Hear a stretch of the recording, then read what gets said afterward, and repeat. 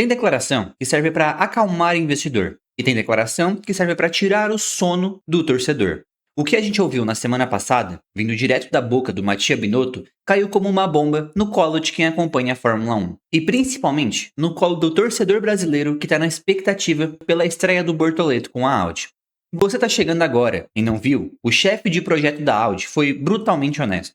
Ele olhou para a câmera, sem piscar, e disse que o motor da Audi para 2026 estará atrás da concorrência. Ele não apenas disse talvez, ele não disse vamos ver, ele cravou vamos começar defasados. E isso, num esporte onde cada milésimo conta, soa quase como uma confissão de culpa antes mesmo do julgamento começar.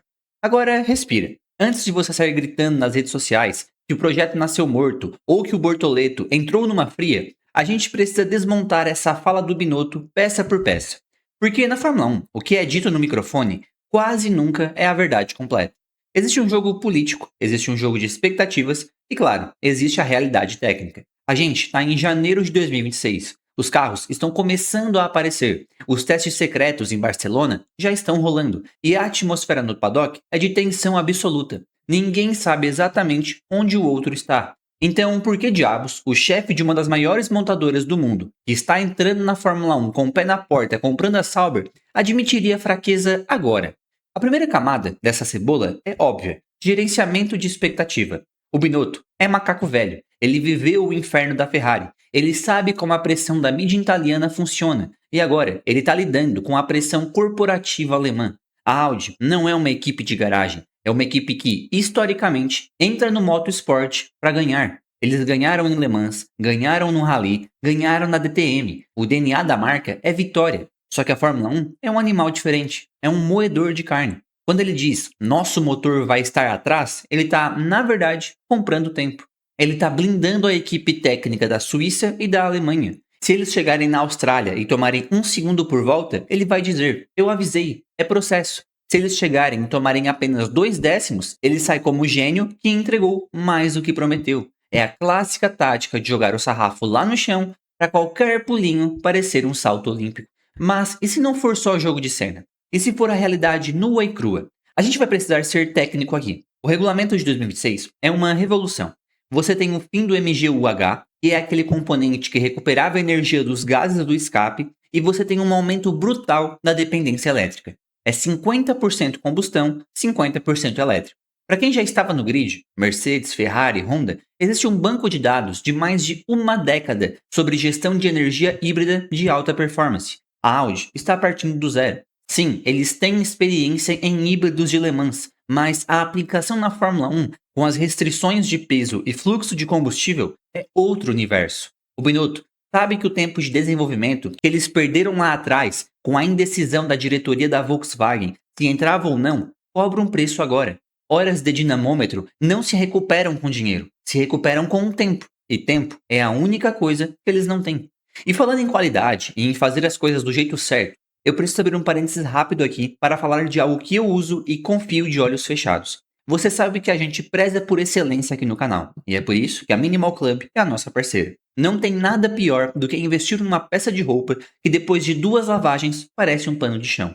A proposta da Minimal é justamente o oposto. Eles trabalham com camisetas de algodão egípcio, que é, sem exagero, o melhor do mundo. O toque é diferente, o conforto é absurdo, mas o principal é a durabilidade. A camiseta não desbota, não encolhe e mantém aquele caimento que valoriza o corpo por muito tempo. É o tipo de peça que você compra para resolver o problema do seu guarda-roupa, para estar bem vestido sem ter que pensar muito. Se você quer testar essa qualidade, eu consegui uma condição especial para quem é inscrito aqui. Clica no link que está na descrição e no comentário fixado e usa o cupom MOTOR01. Você garante 22% de desconto na compra do kit de camisetas ou desconto em qualquer outro produto do site. É um investimento em você mesmo que vale cada centavo. Vai por mim. Voltando para o nosso motor alemão. Quando o Binotto fala em déficit de potência, a gente tem que ler as entrelinhas. O programa de 2026 não vai ser apenas cavalaria bruta no motor a combustão. Fazer um V6 turbo forte, a Audi sabe. O segredo e onde mora o perigo é a integração. É fazer um motor elétrico de 350 kW conversar com o motor a combustão sem quebrar e, principalmente, sem acabar a bateria no meio da reta. O medo real do paddock, e que talvez seja o pesadelo do Binotto hoje, é a eficiência da recuperação de energia. Se o sistema da Audi não for eficiente em colher energia nas freadas para recuperar a bateria rápido o suficiente, o carro vai ter um clipping. Sabe o que é isso? É quando a bateria morre antes do fim da reta e o motor elétrico corta. O piloto fica só com um motor a combustão empurrando um carro pesado. É como se ele estivesse correndo e alguém puxasse seu freio de mão a 300 km por hora. Se a Audi estiver sofrendo com isso, a declaração do Binotto deixa de ser estratégia e vira um aviso de emergência. E aí entra a questão da confiabilidade. Um motor novo, feito do zero, tende a quebrar. É física, é engenharia. A Red Bull Powertrains está com a Ford, mas eles têm a base intelectual do que aprenderam operando os motores Honda. A Audi está sozinha. Eles compraram a Sauber, que, vamos ser honestos, operou no limite do orçamento e da infraestrutura nos últimos anos. Transformar a Sauber em uma equipe de fábrica de ponta não é como virar uma chave, é uma demolição e reconstrução. O Binotto chegou e viu que o buraco era mais embaixo. Infraestrutura defasada, simulador precisando de update, túnel de vento que precisava ser calibrado com a realidade nova. A declaração dele também serve para isso, baixar a crista da diretoria da Audi lá na Alemanha. É um recado interno. Vocês querem vencer? Então entendam que 2026 vai ser difícil. Parem de me cobrar pódio na estreia. Mas a grande pergunta que fica martelando na cabeça de todo mundo é: e o Gabriel Bortoleto? O moleque acabou de chegar, campeão da F3, campeão da F2, talento geracional. O Brasil inteiro depositando as fichas nele. Ele assinou com a Audi sabendo disso? Ou ele foi vendido num sonho que virou pesadelo? A resposta curta é: ele sabia. O gerenciamento de carreira do Bortoleto, com o Fernando Alonso por trás, não é amador. O Alonso, melhor do que ninguém, sabe o que é sofrer com um motor novo. Lembra do motor de GP2? Ele jamais colocaria o pupilo dele numa armadilha sem saída. A gente tem que olhar para a situação do Gabriel com frieza, tirando o coração de torcedor da frente. Muita gente está comparando essa situação com o que aconteceu com outros pilotos que queimaram a largada em equipes ruins. Mas o contexto do Bortoleto é muito específico.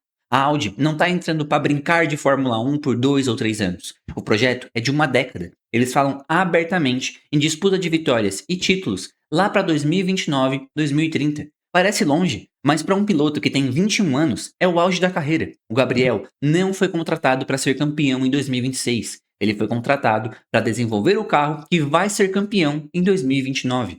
Existe uma diferença brutal entre pilotar um carro ruim de uma equipe falida e pilotar um carro em desenvolvimento de uma montadora bilionária. O Bortoleto vai ter em 2026 algo que poucos novatos têm: margem de erro. Se o carro for ruim, como o Binotto está dizendo que vai ser, a pressão por resultados imediatos desaparece. Ninguém vai cobrar o Gabriel de que ele chegue no Q3 ou que pontue toda a corrida se o equipamento não permite. O trabalho dele vira outro. O trabalho dele vira ser o melhor sensor que a equipe tem. O feedback técnico dele, a capacidade de sentir o carro, de apontar onde o motor está falhando na entrega de potência, onde o chassi está torcendo. Isso vai ser o ouro dele. Ele vai ter 2 anos de blindagem total. Ah, o Gabriel chegou em 15º.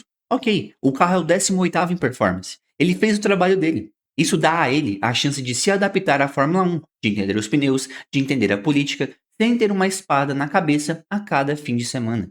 Vamos ser sinceros, o cenário do Gabriel na Audi é muito mais seguro do que se ele tivesse ido para a Williams ou para a Alpine em um momento de crise. A Audi tem dinheiro infinito, eles vão resolver os problemas. Pode demorar 1 ano, pode demorar 2, mas a engenharia alemã, historicamente, resolve.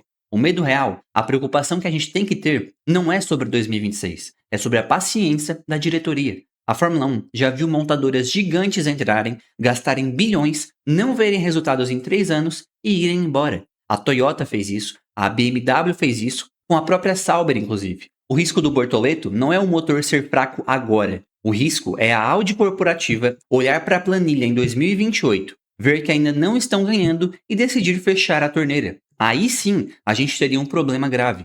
Mas por enquanto, o discurso de pés no chão do Binotto é a melhor coisa que poderia acontecer pro Gabriel. Tira o alvo das costas dele.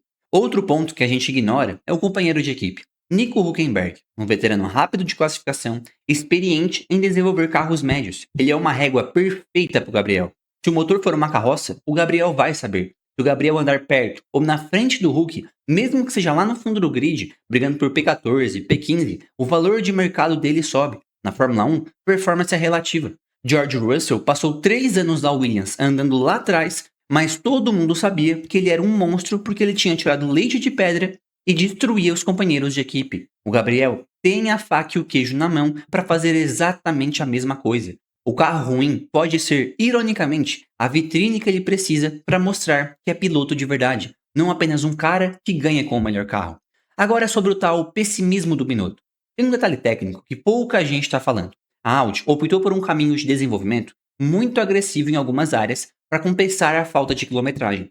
Rumores indicam que eles estão testando soluções de refrigeração e empacotamento do motor muito extremas. Isso gera risco? Gera, mas se funcionar, lá na frente, pode ser o diferencial. O Binotto sabe que se ele fizer um motor arroz com feijão, conservador, ele nunca vai alcançar a Mercedes ou a Ferrari. Quem está atrás tem que arriscar. Quem está atrás tem que tentar a bola de segurança e também o chute do meio do campo. Ao dizer que estamos atrás, ele também pode estar escondendo o fato de que eles estão tentando algo revolucionário que ainda não está maduro, mas que tem um teto de performance muito alto. É a aposta do tudo ou nada. Então, qual é o veredito dessa história toda? A gente deve se preocupar? Sim, mas com moderação. A preocupação deve ser se a Audi vai ter a resiliência de aguentar as porradas que eles vão levar em 26 e 27, porque eles vão apanhar, a imprensa vai bater, os rivais vão rir, é o processo natural de boas-vindas da Fórmula 1. O Binotto está preparando o terreno para blindar a equipe dessas porradas. Ele está dizendo: não esperem milagres. E isso é bom, isso é adulto. Pior seria se ele chegasse prometendo vitórias e entregasse quebras. A honestidade, nesse caso, joga a favor da estabilidade que o Gabriel precisa.